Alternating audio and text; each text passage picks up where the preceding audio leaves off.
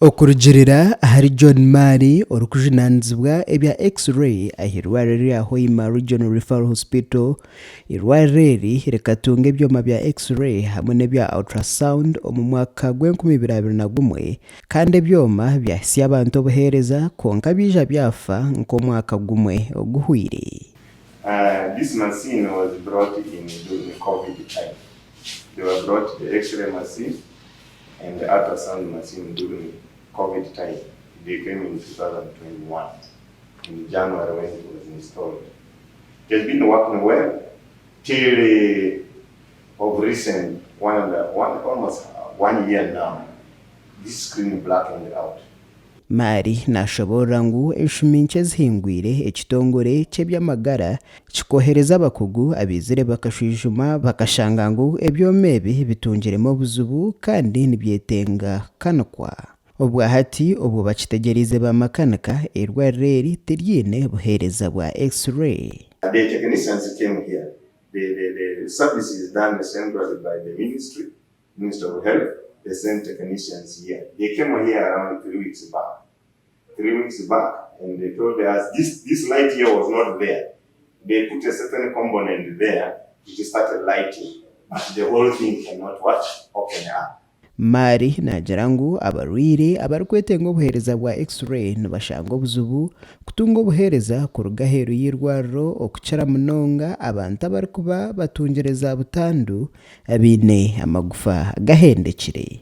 Scan is okay. Scan is not this X-ray, they go outside there. Some I think X-ray centers outside there. But now they cannot imagine here they are from the hospital. Those ones who are able to walk, it's okay. But those ones who are fixed and they are fractures, the legs are broken, it is a tug of war for those. Dr. Ibrahim Bwanga mukuru w'irwarire erya Hoima Regional Referral Hospital nagira ngu obwahati nibetenga sente zirikurenga miliyoni 30 kuhunduza ebyoma ebi kugaruzaho obuhereza obu. The service provider who is meant to implement the maintenance and repairs, that is Elsmed, came I think 3 weeks ago, and they found that actually there were some parts that needed to be replaced. Those parts are not locally made, so they are in the process of procuring those parts, and their schedule indicates that within a month they should be able to reinstate the X-ray machine. Ebyona abakuru obabemba bugana abahangu kurugo mu Uganda Country Coordinating Mechanism for Global Fund aba babire nabatayira irwarire erya Hoima Regional Referral Hospital okwetegereza enshonga z'ebyobuhereza. George Tamare omwe omubakuru kurugo mu Uganda Country Coordinating Mechanism for Global Fund nagira ngo obuhereza ahirwarire obwa oxygen bugenzire nobweyongera.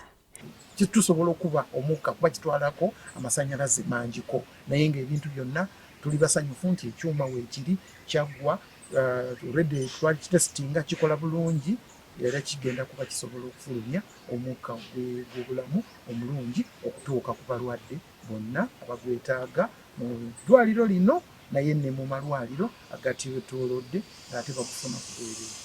Makuru aga gashakwa gadasaba.